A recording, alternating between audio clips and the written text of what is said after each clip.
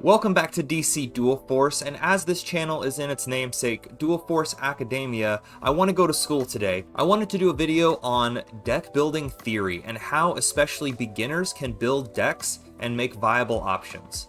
On a beginner level for deck building, I have devised 4 different strategies in order for you to build the deck.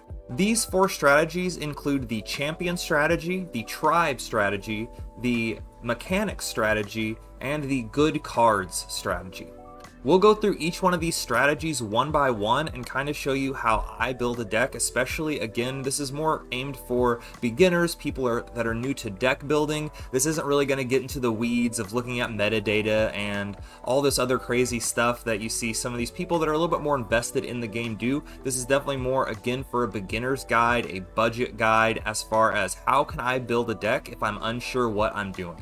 Before we start though, I just wanted to let everyone know to kind of temper their expectations. In DC Dual Force, you really only need a 50% win rate in order to climb the ladder, and if you string together 4 wins and get those bonuses, your win rate can actually drop under and you can still climb the ladder. And I know 50% feels not good if you're losing half your games and it's just a grind to climb the ladder, and yeah, it is a grind. But I think that's just how these card games and collectible card games in general are just made to do, especially these big online ones that we see so much of between Hearthstone, MTG Arena, and now DC Dual Force. It is a grind, and that is just part of the intrinsic being of these games, like it or not. Just to show what a good deck looks like, let's look at some Hearthstone data real quick. As you can see, the best decks in the last 4 days and their win rates top out at 57%, and it drops all the way to 52 in the top 15. So that's just barely above 50%, and that's considered the top decks of the meta right now. As a former big Hearthstone player, you rarely see decks creep over that 60% mark, and if they do, the nerf hammer is definitely coming for those decks, and sometimes it will nerf them out of the top 10 for decks, if not into the ground. So while yeah, it does feel bad when there are certain decks that just run rampant in the meta, ideally if we have faith in the developers, which I think DC Dual Force has been very open with how they go about things, they should come to balance this out in time. If we switch over and we look at the MTG Arena stats, and we're going to look all the way in this left column here, you can see a lot of the deck win rates are right at that 50% mark. While there's a 58, there's a few 58s here, and I think there might be 160 on this list. There's a 59. You see a lot of these decks, there's a few 60s. 68 is the highest, it looks like. So a lot of these decks that are good are only at that 50% threshold, and that's really the threshold you want to be able to get a deck to in order to be viable and be a competitor among the ladder. The last point I want to make before we get into the deck building theories itself is, I just wanted to show you my stats for this first season of Ranked. I think this is important because a lot of times you see it on Discord, you see it on Reddit, oh, Flash Doomsday, it's just everywhere, I can't get away from it, I'm just so oppressed by this deck.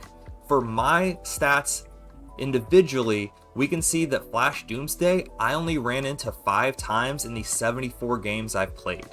That really isn't a lot, and while it does feel bad if you get maybe a string of 2 or 3 in the row and they just beat your face in, yeah, it does feel bad, but you know, it's losing, it's part of the game, it's tough, but I really don't think any of these decks are absolutely running rampant as far as these specific leader combinations. Now, if we look over here, we can see the opposing leader stats. These are the leaders that were played in any game through all this. And you can see through Energy, Tactics, Anarchy, Might, and Tyranny, it's fairly balanced, with Tyranny definitely being kind of the cousin that we don't talk about. In Tyranny, though, we see a vast majority of the decks that people are running are with Ivy. Might is the second lowest, and we see it's pretty balanced between Aquaman and Wonder Woman, but the rest of it really is pretty balanced as far as how often you're running into these factions leaders, which I think is really good and shows that the game is in a fairly good spot as far as the meta goes, and shows that a lot of different things can be viable. While Batman and Tactics is definitely the dominant one that you're going to see the most of, it also makes sense because Batman is one of the free leaders, and admittedly, Batman is really good as a leader, which is good that he's free because we all have access to him. On the other hand, you see in Anarchy, the Joker I've ran into 22 times, so that's almost a third of the games I've played I've matched up with a Joker, which is definitely a little heavy, but it does show the power of the Joker, so if you do have that leader, might be good to use. Energy's pretty balanced aside from Green Lantern, which I've only ran into twice, which is kind of surprising to me because I've had some good success with my personal Aquaman Green Lantern deck, but I've only ran into him twice, so you really don't see him much. But the Flash 13, Zatanna 12, Shazam 10.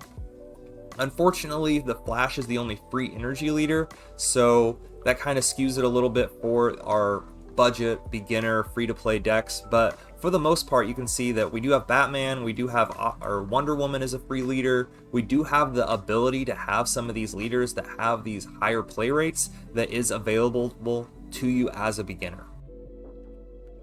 Alright, let's get into the deck building as promised. And the first archetype and theory of deck crafting I want to go into is going to be the champion theory. So what do I mean by the champion theory? What I'm saying is, let's say you open your first couple packs and you open the Flash.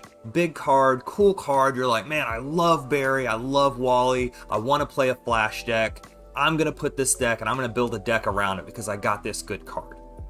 So now that we have this good card, how do we build a deck around it? Firstly, this card kind of dictates at least one of your factions, and that's going to be energy. And since the Flash is a free leader, we'll start there. Alright, so we opened our cool Flash card, so we know we're going to make an energy deck. Barry's a free leader, so we're going to use Barry. But what do we pair him with? I would suggest pairing it with the faction that you have the most solid cards for overall. Well, no matter what it is, we can try to make it work. Might is always a good thing to put with almost anything. Might or tactics both complement very well, since Batman is running rampant as always because he's just a good leader. We'll just use Batman on this example. Alright, so we have our two factions. We know we're going to run a Flash Batman deck because we really want to use our Flash card and take advantage of it. So we've dropped in our Flash card. Awesome. So now we have to start building the deck around it. I think the first thing we really need to look at is what does the Flash do and how can we complement and use and take advantage of the Flash. So we look, the Flash is invincible on your turn. After you play an energy card, ready to Flash. Okay, so we want to play cheap things so we can continue to attack with the Flash. So let's build a deck real quick and then we'll kind of go through it and break it down. Alright, so we built a really bare bones deck here to try to utilize the Flash. We have a couple free cards with Shockwave and Skeets. We have a pretty low curve overall. This deck leans toward the aggro side just a little bit, as we do have our Flurries, our Power Surge, our Energy Blast, some Earthquakes, our Hellblaze, and our Flash as our big finishers. And through this deck, we only have a few cards that are over a uncommon rarity, which is just going to be our Flash. We threw in only one Robin just in case you only have access to one. We do have the two Thomas Wayne Batmans, but we all get that for free by completing the comics, and two Batwings. And that's really it. Everything else is cheap to craft, cheap to build. So let's run this and see if we have any success with this deck. I realized when I was recording this, I was blocking the deck list, so I just wanted to show it here to the side real quick. That way you guys saw. You saw what I added in, I talked through it, but just so you guys can really visualize it a little bit better, here's this real quick. Our super budget-friendly deck here. Let's see what we can do. We want to draw our bronze because we want things to do. Board control is really important in this game, especially early board control. If you let people spiral out of control, you're just going to get your face beat in.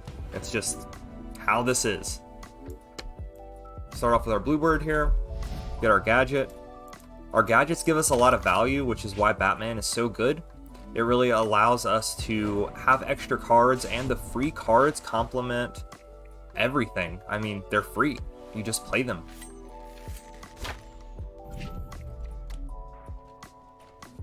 Alright, so unfortunately it's hidden, so we can't ambush bug it.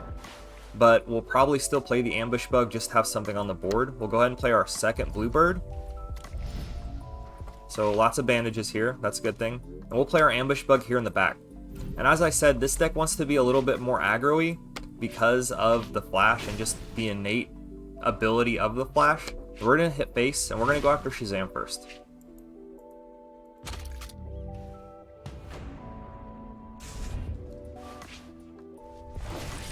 Takes out the ambush bug. Pretty good. That's definitely his best trade. He wasn't gonna trade into the 2/3s. No point to do that. And next round we do have both leader abilities up, so we can still back a lot of tempo. Well, we have 1 leader ability up, so we won't steal back as much tempo, but we do have our squad car here. Ah, the big Liberty Bell. But that is okay. And the Skeets. Man, really getting a lot of value off the parting shot, the 1-1 here. Alright, so we have some options here. We can do a lot. Obviously, we don't want him to attack with the Skeets, as we don't want him to just draw a bunch of cards and end up beating us in the late game, because we're definitely not a late game deck. So Skeets is going to be a high target for us to take out. And also this 4-1, we don't want to just eat this damage every round. So we're going to think about taking that out too, but we still want to push some damage to the face. So how can we go about this? I think we'll put down our Commissioner Gordon, and we'll use our 3-3 to trade into his 2-3. That still leaves this up and still gives us a 3-1 to use next round to potentially trade with anything else we want. We'll use the Flash's ability here to punch through the Liberty Bell. Send a little bit more to face. And this 3-3 could be real pesky, as it could just take out our 2-3 and leave this as a 3-1, again having a little bit more value out of the minions. So we'll go ahead and Energy Blast the 3-3 down and really try to deny him a little bit here early on.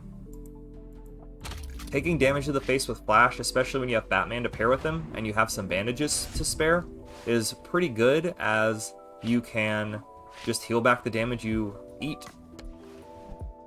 Alright, the Wizard Shazam, man, he really got a lot of value out of that Al Ghul, buffing almost his whole hand. He had a whole hand of minions, which is really pretty strong, honestly. We'll see what the Shazam wants to do. He does have 6, but, I mean, what, he uses 6 to take into 1 or to 3? So he's really not getting a whole lot out of that 6 that he could do. If we would have dropped the Robin last time, he would have just murked the Robin from the get, which, less than ideal. Alright, going into our silver turn, we're going to first see what we get. We want to see what all resources we have before we start making decisions. So we have the Tear Gas and the Batarang. This is in our way. It doesn't super matter which one we are going to send in, because this 5-6, if we want to take this out, especially to clear a path for Robin to sit on the board, we can use our Batarang to pop the Aura so that we can straightjacket this. Drop a Robin in the back line. Hopefully we can give him some cover next round. And we're going to go ahead and punch through this a little bit. And we'll finish it next round, because we can take it out with 1 of Barry's, and then Barry can send 2 somewhere else.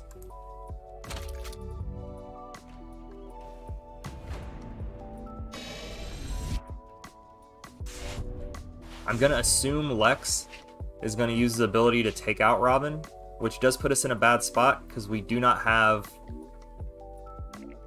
things to do.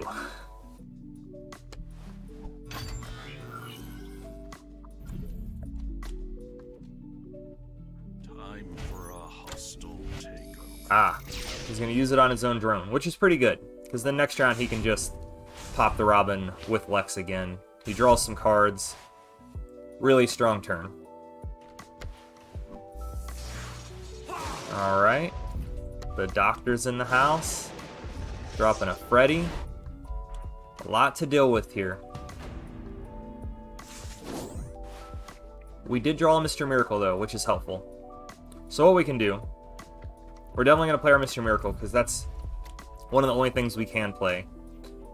We're going to use our Barry to take out the Shazam here. And since we have these bandages, we're going to use health as a resource.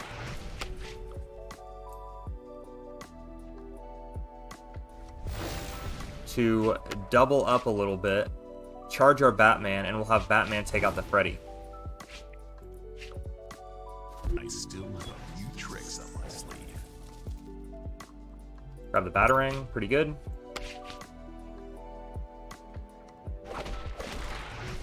And then we'll push a little bit more to face. We don't have to take this out. I'm gonna guess he might want to Lex this out. So instead of Lex taking out anything on our board, hopefully he goes for the Doctor. But we will see.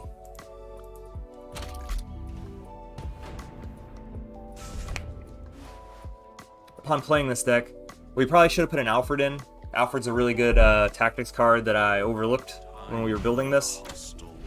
But that's part of the deck building trial and error, I think. Because after playing this first round, we've noticed, hey man, we really don't have a lot of draw.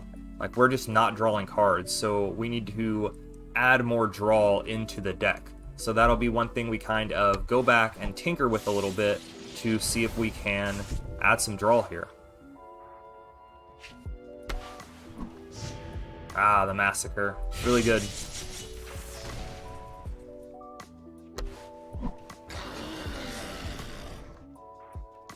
The Boom Tube. Alright. So it's not looking good, I'm gonna be honest. But we are able to take out Shazam here, which is good. So when we hit these, the rest of them are going to get 1. So to save Barry the most damage before we battering one down, we can just hit one. And that way we only take 1 damage, and we can finish off Shazam before he has the chance to use his power again.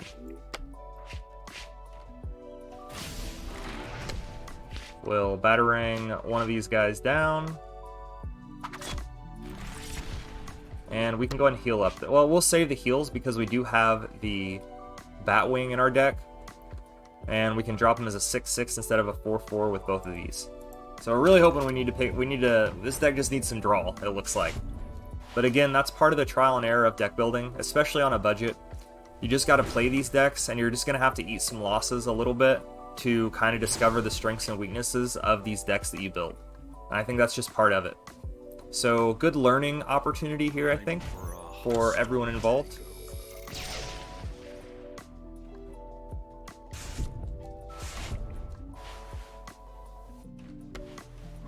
Oh look, he dropped our champion card. That's what we want to do. We haven't drawn them though. Oh, he's probably gonna take out Batman here. Maybe we should have bandaged last round.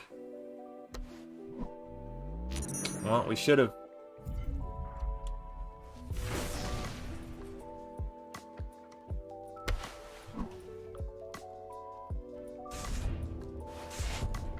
And I know it feels bad.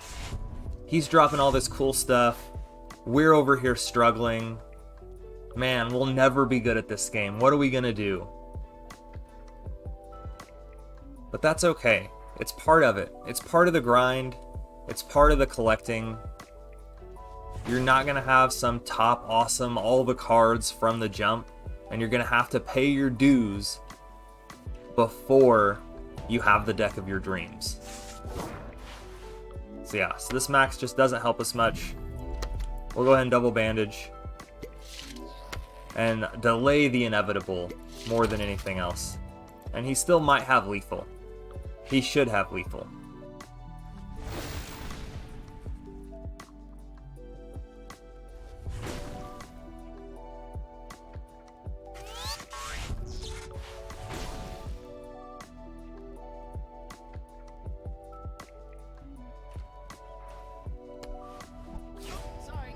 A second flash.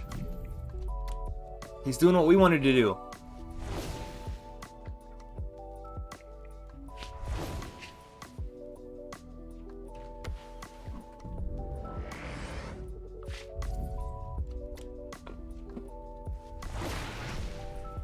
Alright, so we're back on our deck editing. We saw an obvious problem that we had. We just didn't have enough draw to hang in the late game. So we need to put in more draw. So easy enough. Let's put in some more draw. We're going to use our search bar here. Type in draw. Tactics is a really good class at drawing. Oh man, we should drop in an Alfred, I think. So what do we take out?